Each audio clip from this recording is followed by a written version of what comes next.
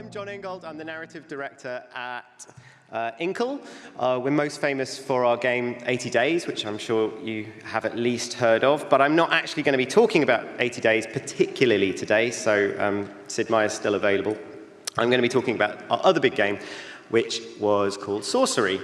Hopefully you've heard of it, hopefully you've played it, so this talk will make some kind of sense to you.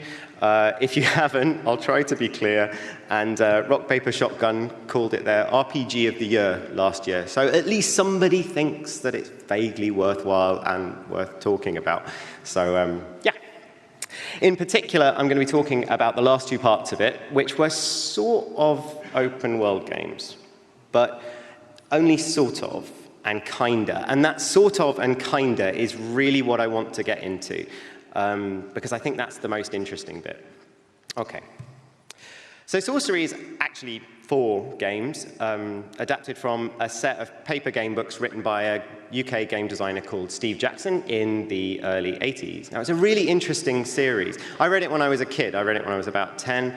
And the first one is an absolutely straightforward, normal paper game book. So you read a paragraph, there are some choices, you pick one, it tells you what paragraph of the book to go to, you go to that paragraph, and so you go. It had a kind of cunning spell-casting system, but broadly, it was a very straightforward book. But Steve is not that kind of designer. He's the kind of designer who likes to break things and confuse people and create puzzles and tricks and traps. And so as the series went on, the books had more and more weird twists to them. So maybe in one place you had to reverse the numbers on the paragraph to find a special secret. Or maybe in another, every time it ended in a 7, there was a rule you could apply. And so you'd be learning information and breaking the format of the game book. As a kid, reading that totally blew my mind. It was incredible. It was magic.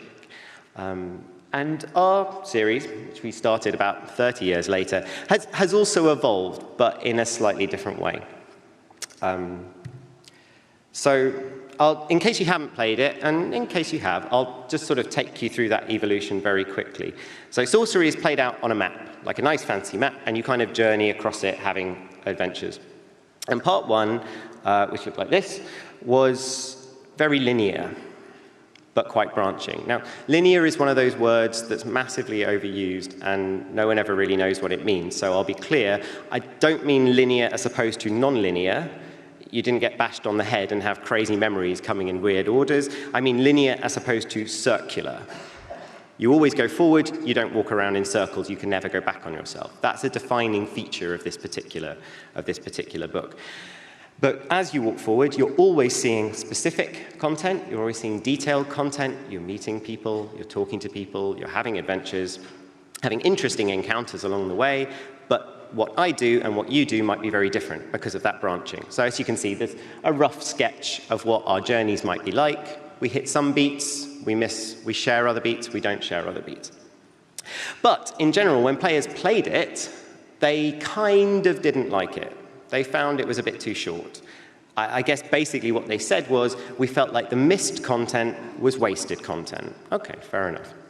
So for part 2, we wanted more people to see more stuff, while still allowing people to just charge from beginning to end if that's what they wanted.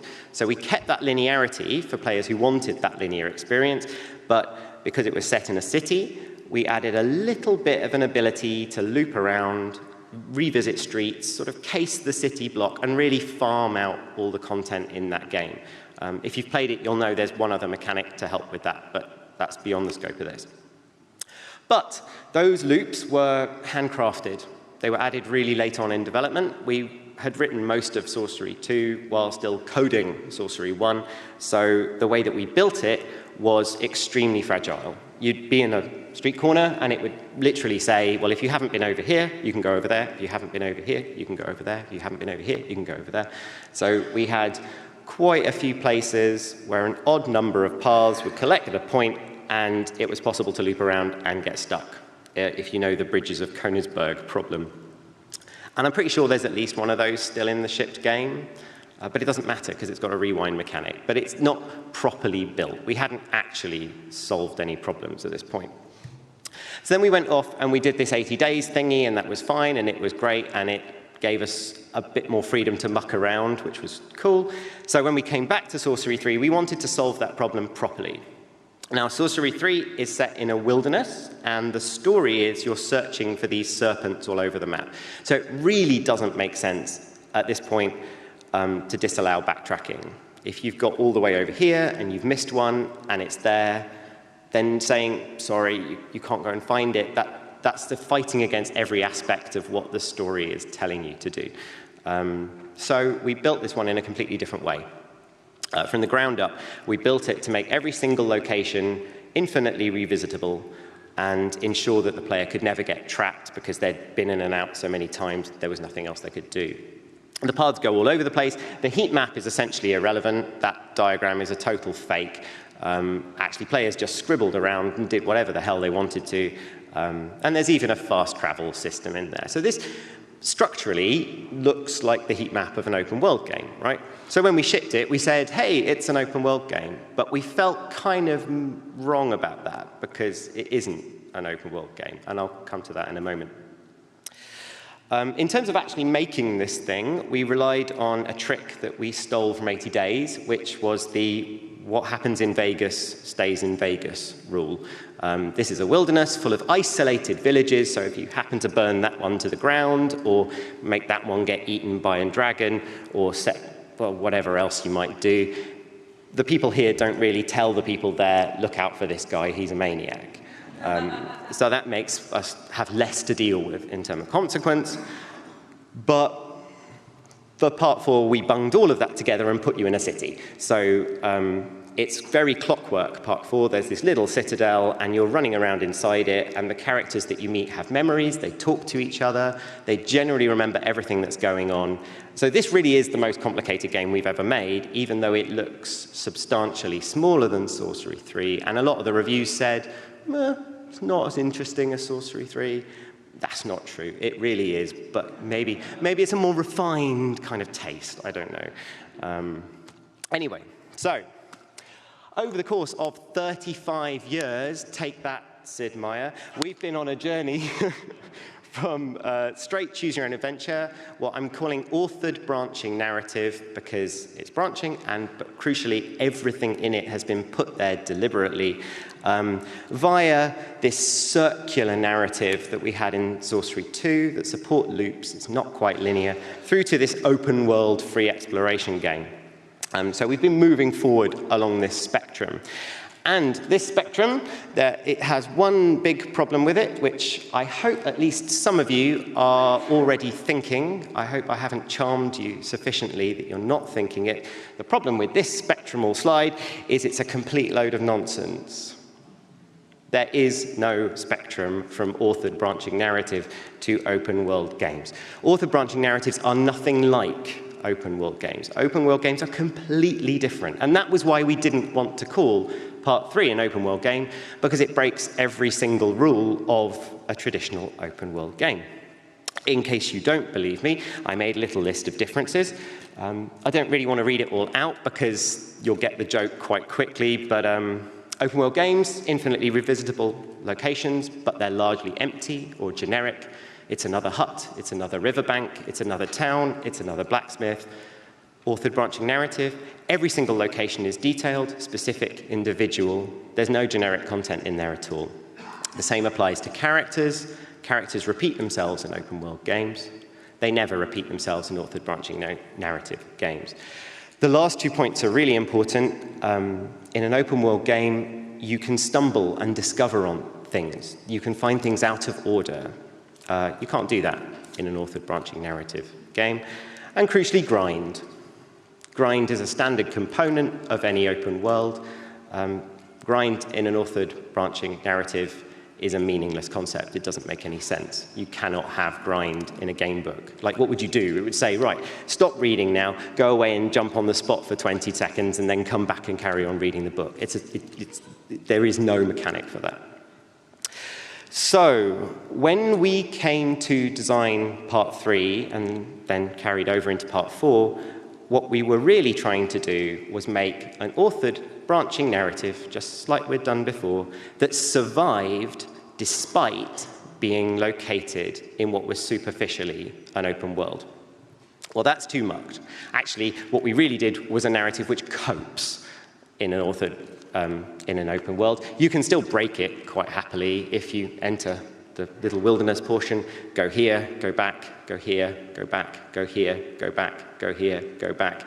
It won't look like an authored branching narrative anymore, but I don't think anyone's going to do that, and if they do, I think it's your fault, not mine. So this is why I think it's a sort of open world, but I also think it's a better open world because I'm very happy with it. I'm very proud of it. So I'm going to tell you how we did it, and if you work for Ubisoft, you can give it a try. Or not, up to you. And it kind of relies on two core components, which are sort of complementary. So the first one is this.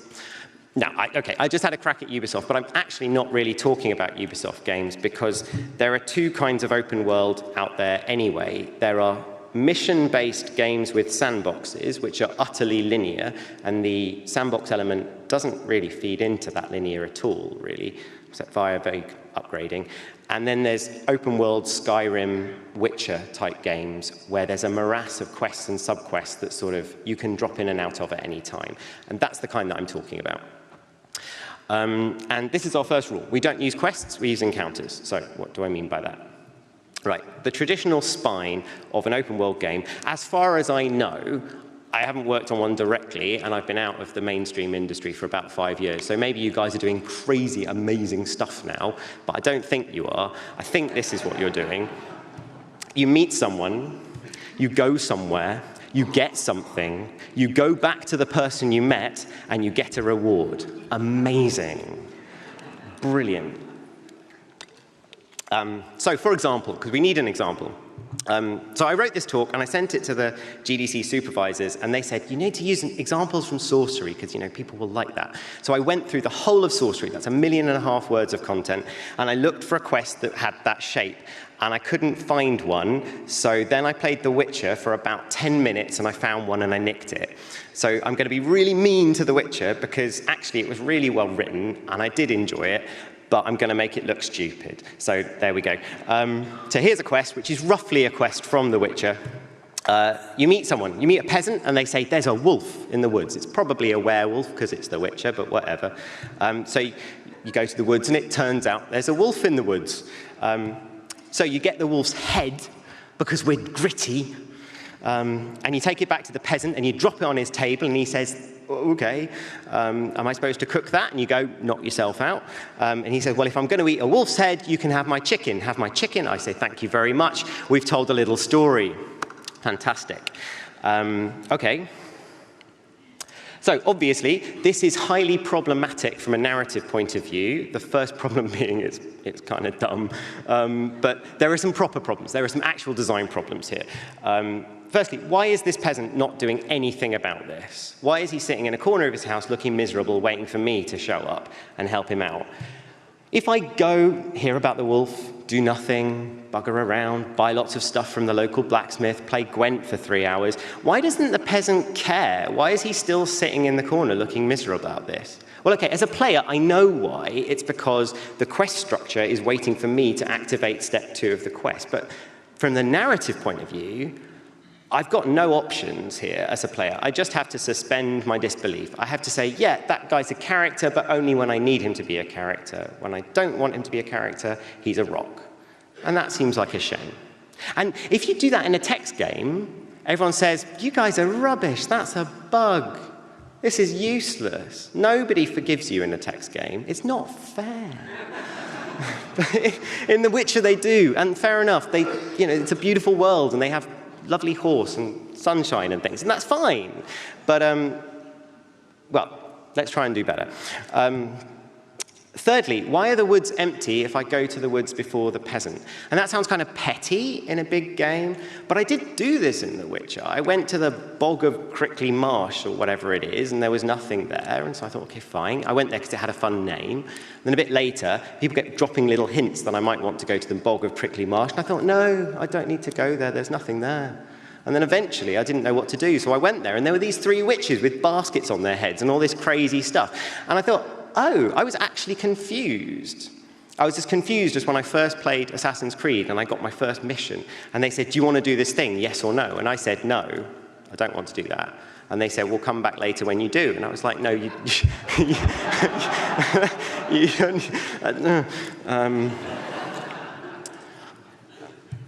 And finally, the most important one, really, from a narrative point of view, that stuff is all forgivable, really. But why does no one else in this world care about the flipping werewolf?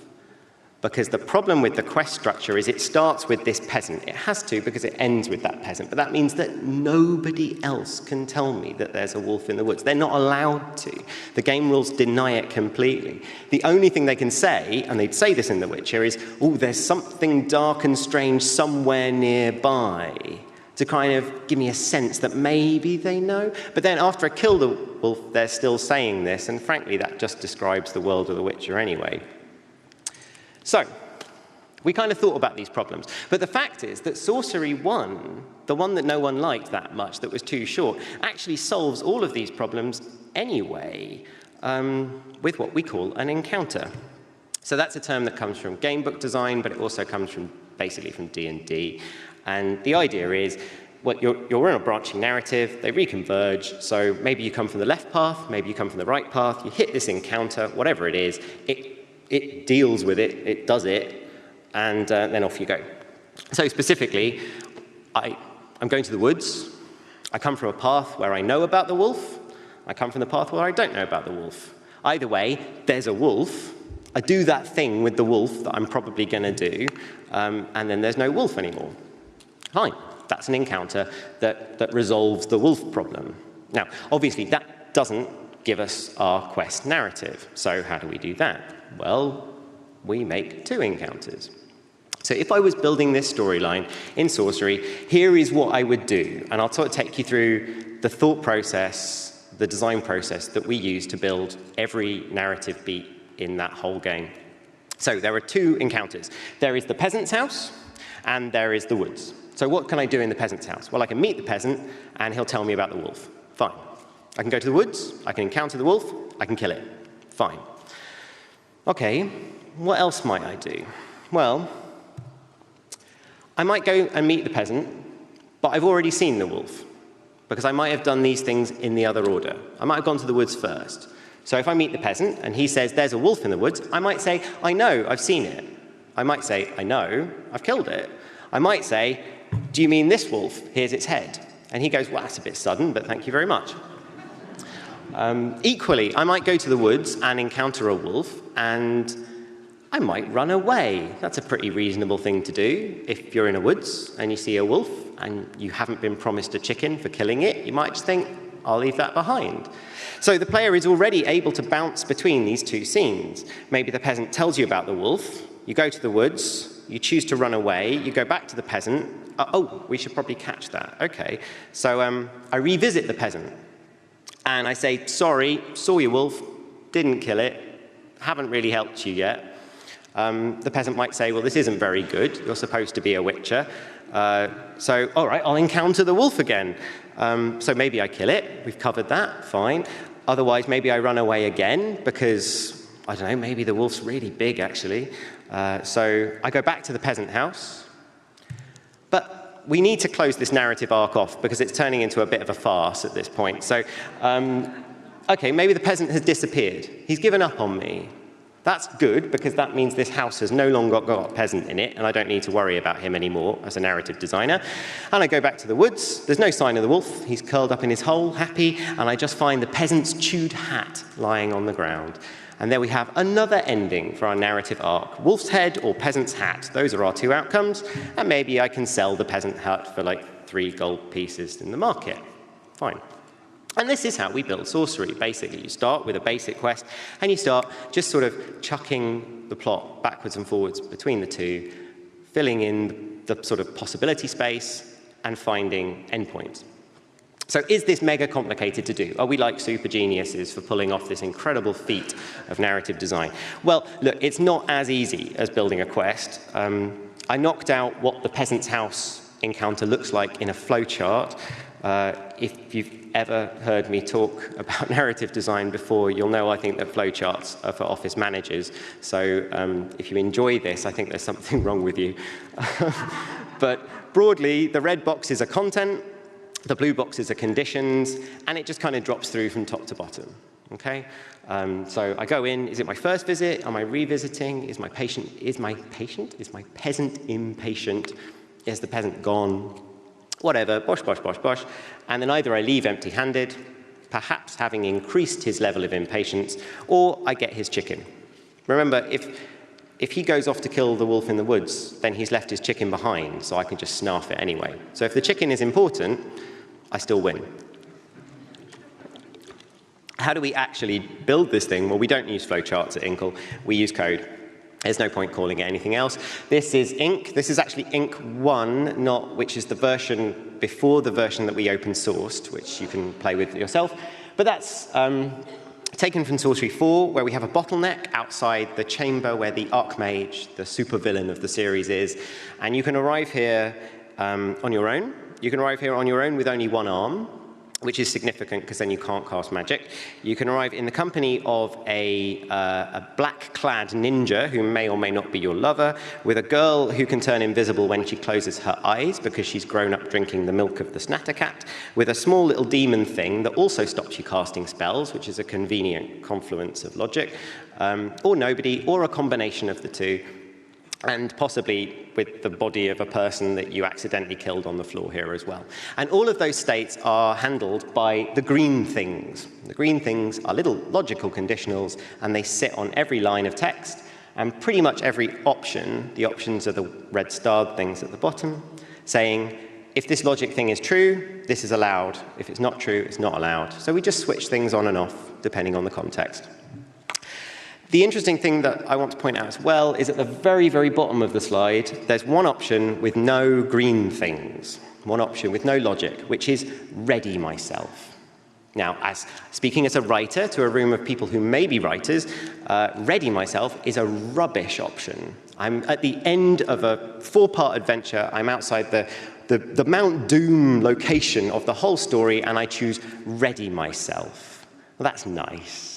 So it's a little bit above brush my teeth as a thing to do before preparing for a final battle. But we have to have it because I have no idea what circumstance you're arriving in this location in. I've got no idea what combination of factors you've got switched on or off, and I need to make sure you've got something you can do. So that's a kind of fallback option for players who have had the most dull experience in the world, who have just wandered into this location, no idea what's going on, haven't prepared. Well, at least they get to ready themselves. That's nice, isn't it?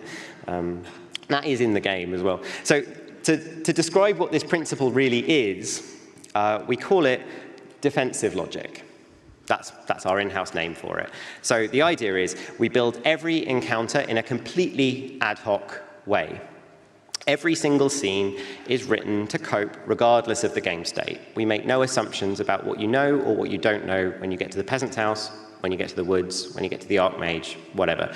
We will cope with things like the player not knowing that the Archmage is in that room, even if that's probably impossible to generate, because it's much harder for us to work out what states are possible and impossible than it is to just cover the case anyway. And generally speaking, as the game expands, you start to hook things back together, and things that were impossible become possible. And then finally, you ship the game, and your players find that things that you were sure were impossible are in fact possible. And if you've caught it, they think you're magic, and if they haven't caught it, you patch it because they're right and you're wrong. The way that we do defensive logic is just with preconditions. We shove logic, those little green things, on pretty much every line of text, on every action. We just constantly guard the story against going the wrong way. So if you're going to talk to Flanker the assassin, every single time you do that, it'll say, have you got Flanker? Are you sure you've got Flanker? Have you still got Flanker? It's like my mum when I go out of the house when she's staying with us, and she's saying, have you got your keys? Have you still got your keys? You really need your keys now. It's defensive logic. It's making sure that absolutely, definitely, you don't lock yourself out. And then finally, we have a fallback. That's the ready myself option. It's the what happens when nothing can happen. And in general, our principle is that fallbacks should be competent, but they shouldn't be interesting. The main use for a fallback in reality is for when a player does that thing of going backwards and forwards and backwards and forwards and backwards and forwards and backwards and forwards. And you don't actually want to reward that player. You want to just get out the way as fast as possible. Whatever reason they're doing that for is their business. The story should just shut up for a while. Interestingly, that's probably less important for a game like The Witcher. In Sorcery, we cannot have a blank location. If you're walking from here to here across a path or something, we have to narrate every step of that journey because text is all we've got. In The Witcher, you can probably just travel in silence for a while. You may not even need fallbacks. If you enter an empty hut in The Witcher, it's just an empty hut. You don't need to have Geralt say, I looked around the empty hut and thought, oh, nothing here. So that's how we build our encounters. Now, encounters are critical, and breaking away from the quest structure and moving towards the encounter structure allows us to tell narratives which the quest structure sort of implied, like the peasant and his hat, but didn't actually support or allow. So our system has already beaten the Witcher system in that we can give you multiple ways to play the same plot and get the chicken at the end. So when I said that I thought it was better, it's because I think it's better.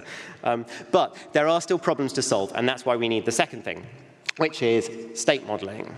So in a normal open world game, the player's knowledge of the world and the state of the plot are both outputs of the quest system.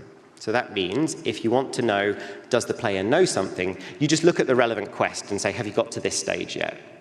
Like, should I put the witches in Crinkly Bog Manor Marsh? Well, has the player hit that stage of the quest? Do they know about them? If so, yes, otherwise, no. And that's very robust. It's very simple. It's very clear. You know where all the information is. It's in the quest system. We can't do that.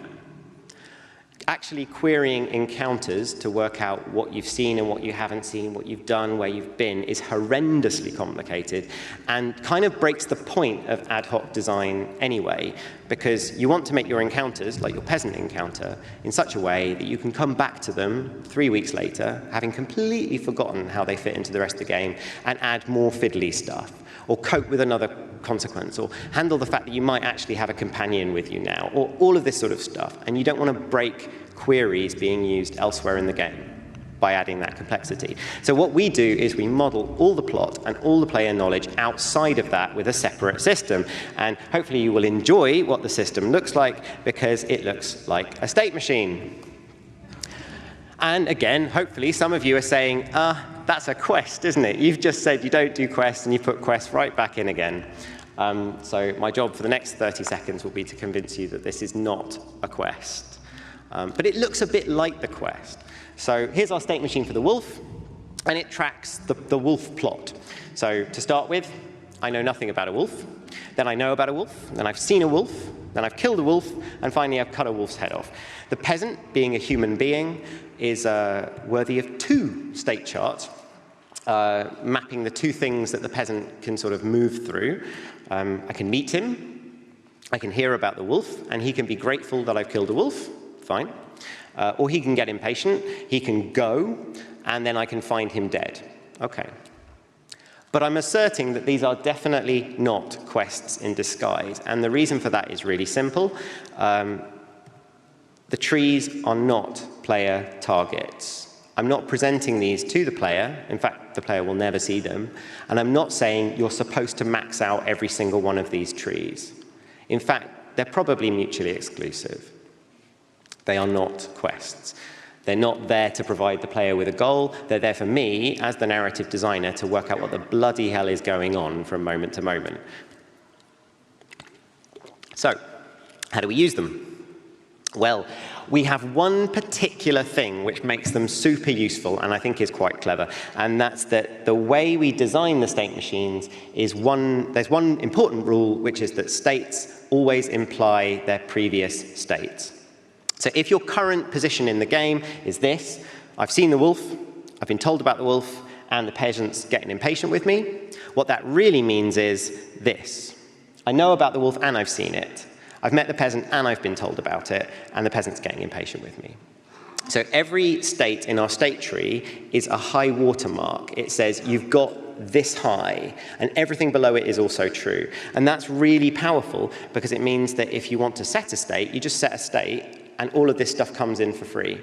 And if you edit that state chart to add a bit more granularity, perhaps the peasant has hinted about the wolf, and then the peasant has told you about the wolf, you can do that without breaking a single query in your game. Because if you're testing, well, have I heard about the wolf? I'm still covered, because I'm just adding stuff into the detail of the high watermark. If you imagine, I'm just adding another division between what I want to test, what I don't want to test. So in practice, what that kind of means is we query states. We say, have you reached this state? Do I know about the wolf? Yeah.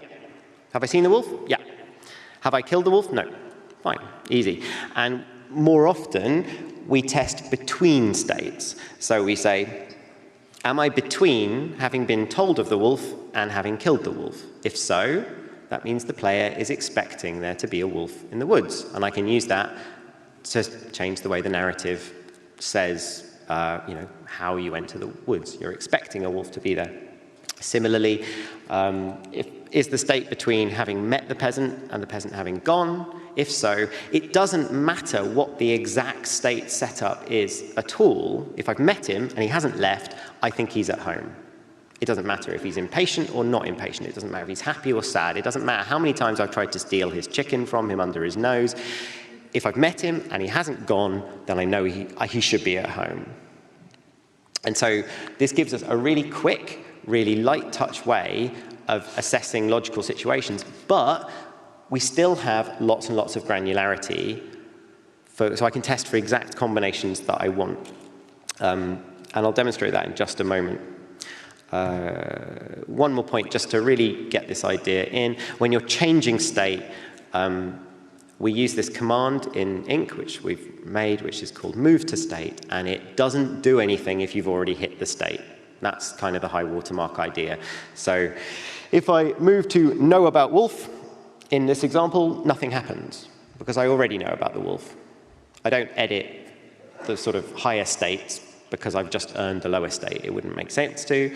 But if I move to the state peasant found dead, then it whoops through this state tree, and now I'm expecting the peasant to be gone as well. So if somewhere else in the story it says, do you think the peasant should be gone? The story will still report true, because hell yeah, I just found him dead. Of course I expect him to be gone. So I get that state for free. So what these really are is they're not quests. They're state trees that depict the causality in your game. The thing that caused the thing that caused the thing that caused the thing. And that can be player knowledge or it can be plot events.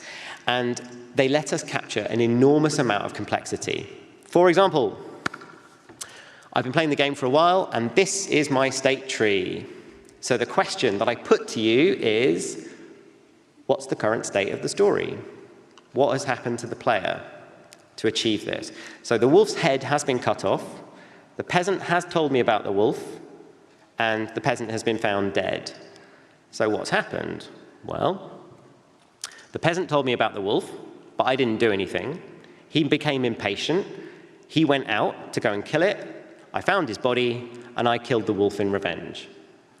That's a narrative that did not exist in the original quest example that I started with.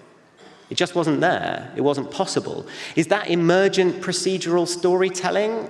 I don't know. It's made out of little pieces that fit themselves together, but it is a unique narrative to me based on exactly what I did. And you don't get that in any open world games. So I think that's incredibly exciting. And I also think that diagram is incredibly simple. There are what, 10 states there? 13 if you count the null states at the beginning of the tree. That is not a lot of information to keep track of. But the subtlety that it stores is, I think, quite exciting. And if you've played Sorcery and ever had those moments of sort of, wow, it's really listening to me, magic, that's what's going on. There's just lots of little state machines futzing around in the background. Cool. So I've raved about how we make our things, and that's all very well and good. I want to talk a bit more about the benefits and a bit more about the costs, because, of course, this approach has both. But I won't bore you with repetition, so I'll talk about some of the unexpected benefits. The important thing to remember is we didn't do this because we're super clever and we had a big idea. We didn't theorize this. We built Sorcery 1, we built Sorcery 2, and then we built Sorcery 3 as close to the previous books as we could possibly manage. We used encounters because we'd used them before, because we didn't want to make a completely different game and surprise everybody. We wanted everyone to think, oh, it's just Sorcery 1, but with backtracking, which is kind of what they thought. But having built it that way, we saw a few things emerge from that design. The first is my favorite, it's the most important, it's the one that I think that really elevates this, which is plots can start in different ways. That's impossible in The Witcher, to my knowledge anyway. I haven't seen their tool set. In particular, anyone in the world can tell you about the wolf in the woods. Anyone. Any single individual in that village can say, there's a wolf in the woods. We move your state to, now you know about the wolf. Okay, well, what if you then go and talk to the peasant with the chicken? Well, fine, we've covered that already. You walk in, he says there's a wolf in the woods. Well, you say, I already know. I haven't been there, I haven't seen it yet. We've actually covered that eventuality already because we're tracking the player's knowledge separately from the encounter itself. The encounter just copes because we did it in an ad hoc defensive way so that it would cope. So I can add in during the writing process, at any point, warnings about the wolf. I can put this near the beginning of the game if I want to, for some people who find a certain thing. And I can do that freely, I can do that in the beta testing stage, and it's utterly robust. Well, not utterly robust, but it's quite robust. Secondly, to develop that idea, we use our state trees to drive the plot forward. So in Sorcery 4, on your way to the Archmage, the big barrier are these things called the Throban Doors. And to start with, you've never heard of them, and this is their state tree. So firstly, I've heard of them, great. Then I know that they're locked. Oh, what a surprise. Then I learned that only sorcerers can open them. Luckily, guess what my job is? Then I learned that they're locked by spells. Intriguing, okay. And then I learned that they require counter spells to open them. And then the player goes off and finds out what those counter spells are, and we've got a lock and key system. Brilliant, go me. But as I wander around the world, several characters in this world, pretty much all of them actually, can give me a clue towards the puzzle of the Throban Doors, and whatever I do, whoever I help, they will always give me the next clue along. No one will ever just tell me the answer, no one will ever repeat a clue I've heard before. They'll look at what I've got, and they'll give me a nudge along. Fine, really simple.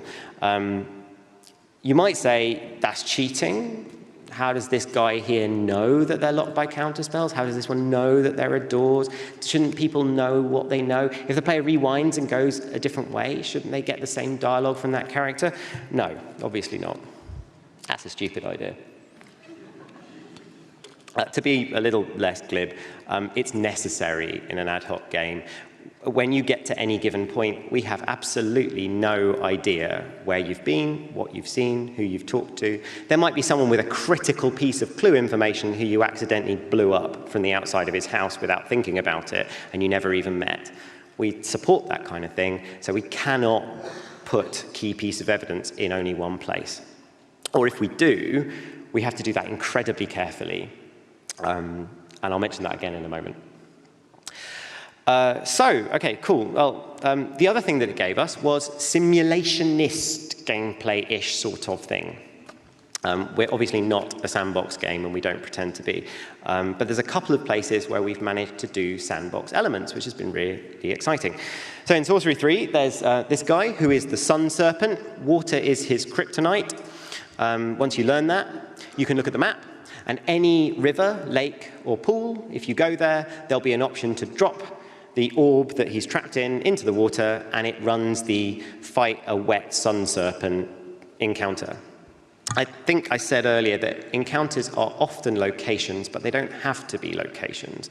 In this case, that particular fight is an encounter that we just plug in wherever we need it to be. It's got a precondition that says, do you actually have the orb with the sun serpent? If so, here's the option to drop it in, do the fight, and then come back. If any of you have been using Ink, that is a tunnel.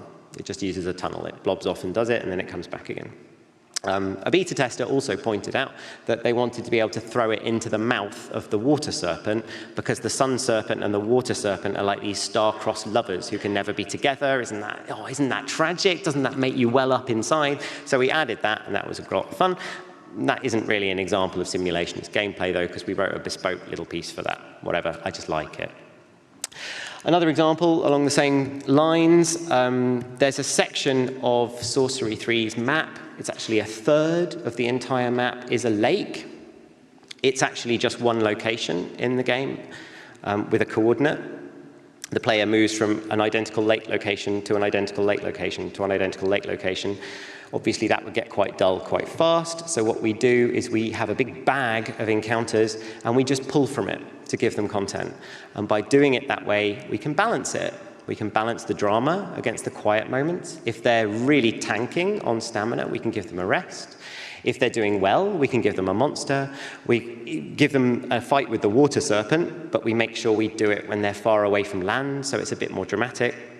Even better, we have a bag of content for when they're swimming, a bag of content for when they're rowing, and a bag of content for when they're in a boat with a grumpy ferryman. And because we have that, that means that the player can jump overboard at any given time. We just switch them to the swimming content. But they can also push the ferryman out of the boat and then end up in the rowing state and row off. And we can do that anywhere on the map because we just flip from one encounter to the other using our system. We just say, what state are you in now? OK, have some swimming content. Cool. So simulationist gameplay, if you think about it, means that we can start to have strategic gameplay.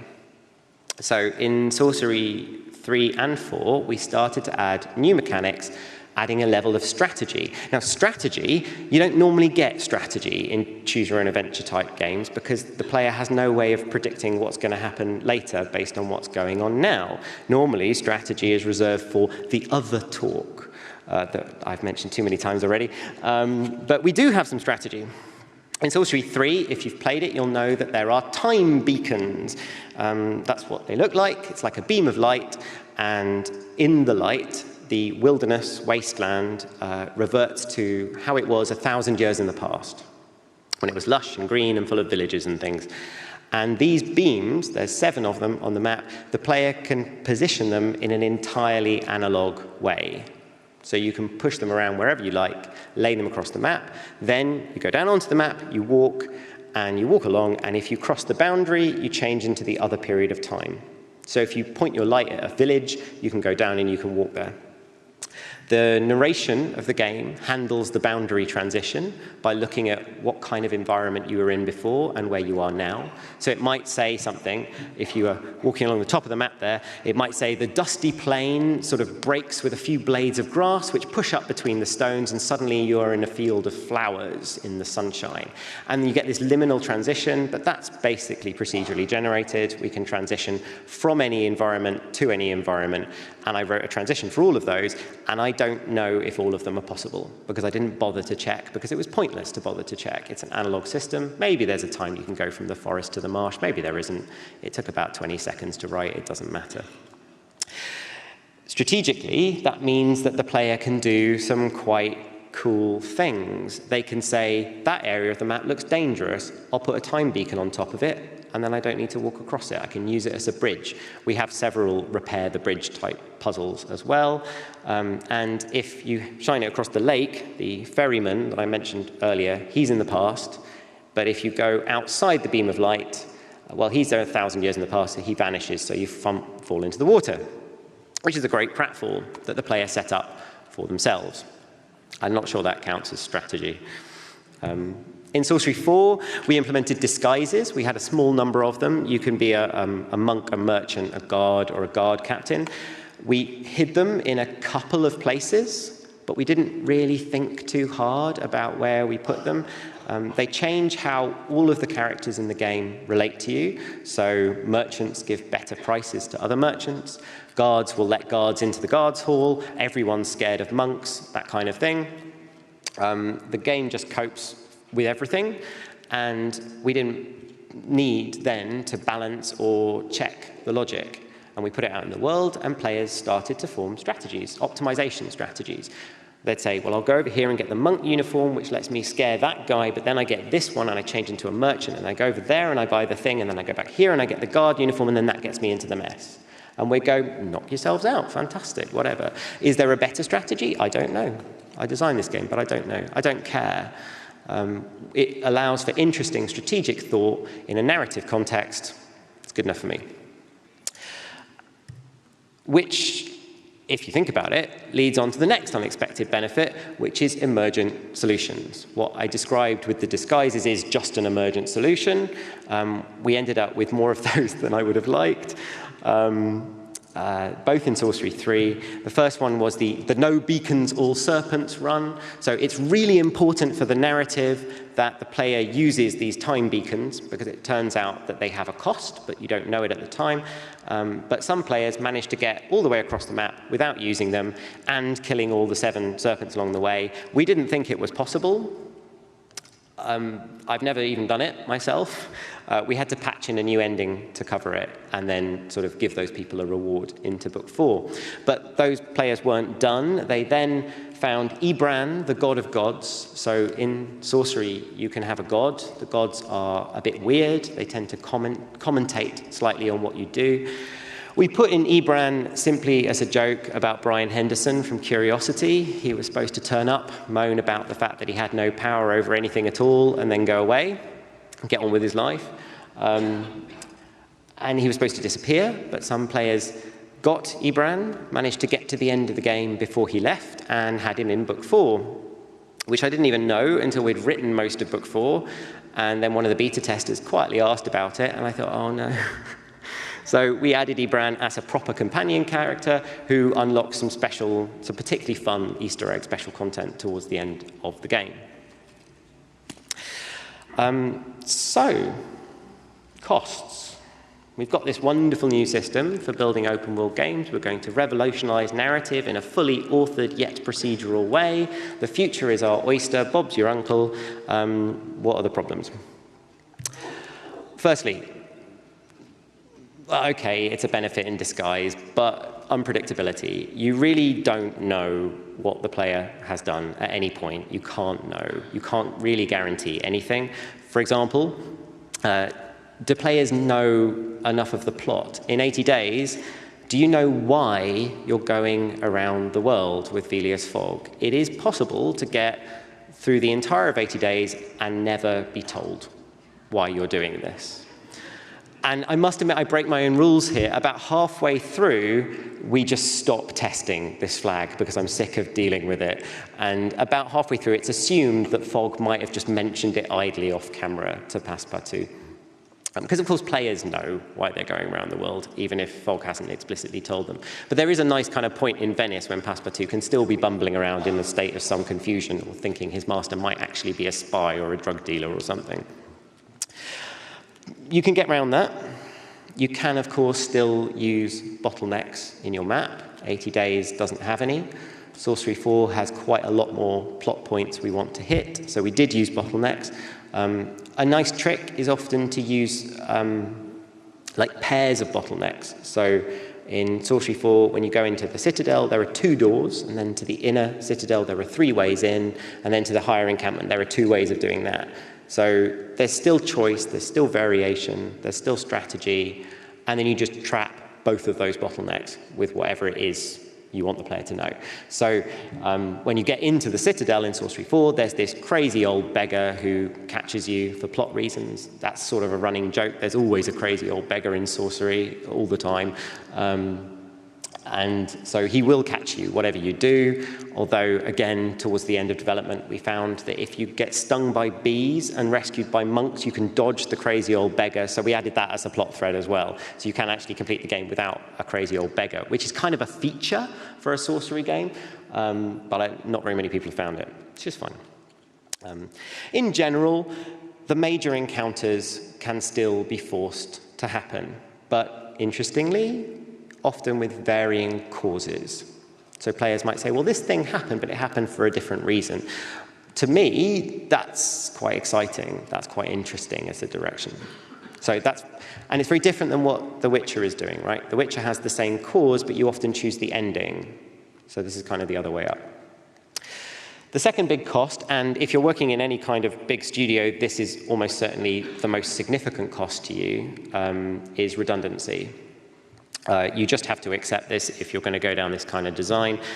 Almost all of the content you make will go unseen by any given player. Someone who plays 80 Days once will see about 3% of the game's text and not see any of the rest of it. And if that hurts you inside, go write a Twine game. Sorry. But all of your content will be seen by someone. Even the most obscure content will be seen by someone. Everything will be found by someone, and that person will appreciate it. And the fact that there is content that people don't find makes the content that they do find more precious to them because they know that it's special. So again, I don't see this as a cost, but then again, I don't do voice recording for every line of dialogue in my game. I don't do motion capture for every argument that people have. For us, variant dialogue is very cheap, which is convenient. And that, I don't know if you can read the tiny stripe in quiet, but I'll let you read that for yourselves. Finally, bugs.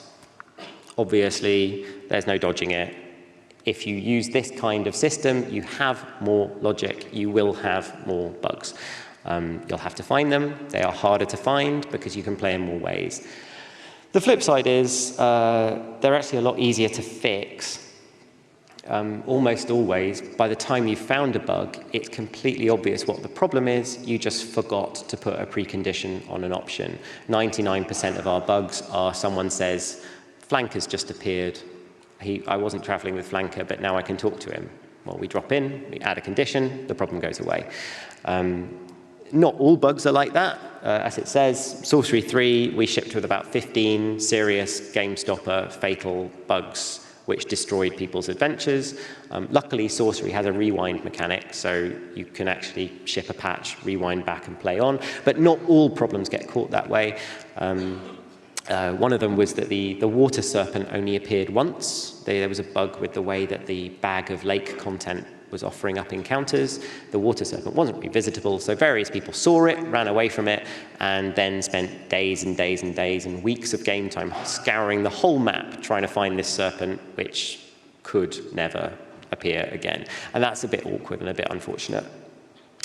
The good news is, for Sorcery 4, we got some more testers and we had fewer bugs, so that was nice. And obscure bugs aren't really hit by that many players anyway. So I think there's probably a trade-off there, but then again, I don't have to answer to any shareholders or, for the moment, to any external QA departments. And that's it. I can't think of any other costs. I think it's great. So for our next iteration at Inkle, we announced this the other day. We're moving on to a game called Heaven's Vault. It's a graphical game. It's an open world game. It's not quite a Witcher game in that as you travel the open world, you go down into locations, which are their own little hubs, and then come back again. So it's structured more like Mass Effect than like The Witcher. That solves a few problems. You can't be halfway through a scene and then just leg it out the door. But you do have quite a lot of freedom to explore around. The actual construction is a mixture of content that you can only do once, and content that you can do in any order, and places that you can revisit that expand over time. So hopefully we don't have to do too much logic everywhere, but we'll have a few places which are very, very clever and responsive, and then a few places which are kind of set pieces. We're doing it with graphics, not prose, which means procedural events like the Sun Serpent orb example that I gave are basically impossible because we need to ensure that they fit with the geometry, and that's harder to ensure. But procedural dialogue is well in. Our two sidekick characters have an enormous bag of things they can talk about. They're all guarded by preconditions, which say things like, is this relevant to what you've been talking about before? Is it something you saw recently? Is it something you're thinking about? Whatever. And they'll drag up these conversations as you move around, go through them. So we're using a lot of, again, if you're Ink users, we're using a lot of threads to sort of pull in content from different places.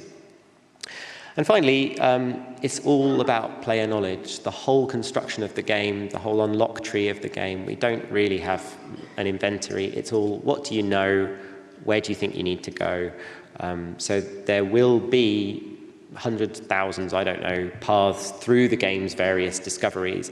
But I'm pretty confident that because we have our high watermark knowledge system, that so long as everything you do pushes something forwards, everyone will eventually reach the end that I need them to reach.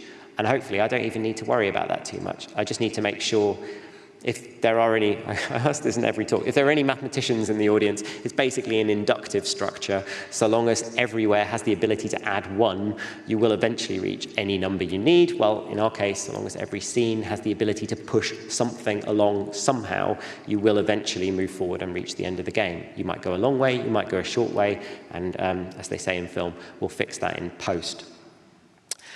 And that's it. Thank you very much for coming. I really appreciate it. I know I was up against Firewatch as well. Thank you for listening, and we've probably got a couple of times for questions. Cheers.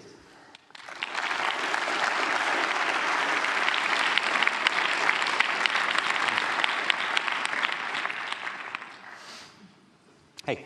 Hi. I can reach this. With the stuff you're saying about bugs and like hardly found paths and stuff, have you guys looked into doing some kind of programmable traverse or like algorithmic traverse of the thing so you can find the edge cases by just like iterating through every single possible combination? Sure. So the question is basically, have we built what they call a pad basher, like an automatic player? Yeah. So for Sorcery, we didn't, and I wish we had. And mainly it was because the code base was quite old, and the map traversal was hard to automate, and we were up against deadlines. We're doing a lot more of that for Heaven's Vault. I already have in my prototype, one of the first things I built was something that just bashes through content. It's been invaluable in finding places where the flow dies. What it can't find is places where the flow contradicts itself. One of our biggest issues is always continuity errors. So somebody will, we've been showing a demo to the press in the last couple of days, and one of our wonderful journalists walked up to the outside of a great, beautiful tomb, and she pressed the conversation button, and our archaeologist said, "I think the tomb is buried underground." That kind of thing. And a pad basher can't catch that. But any automation you can do is obviously helpful. So yeah, we are definitely interested in that. Hi, yep. Hi, does your system use probability at all? Like you'd go to a place and you have like a 90% chance you'd get this state and a 10% chance to get some other state? Right, so the question is, do we use probability in our designs, like that classic D&D roll for whatever? Actually, we don't, and that's kind of stylistic, I think. I guess I always feel as a writer that at any given moment when the player makes any kind of choice, I know what I think the best thing to happen at this point is, and I'm more interested in that, and I think my audience is more interested in that, than one option which is okay and one option which is less fun. So I would always rather make sure that every action has a good response rather than try to come up with multiple responses, all of which are kind of okay. I understand the attraction of probabilistic games, but I think they're probably better suited to things with repetitive or generic or repurposable content, rather than things where I have specific encounters that I wish to give you. So our equivalent of it is really that when you say something to someone and it says, "Do you know this fact? If so, talk about this. Do you know this fact? If you talk about this." Because although that's totally deterministic, in practice, it's random, because I have no idea how many players will be in this state, how many players will be in that state, how many players will see this stuff. So that's our take on it. But doing probability just feels like you need to write more for no actual extra gain, but whatever, your view may differ. Thank you. It's probably time for, sorry, actually that's bang on 11, so we better stop. I'll go to the wrap-up space upstairs if people want to still ask questions. Otherwise, yeah, thank you very, very much for listening. Cheers.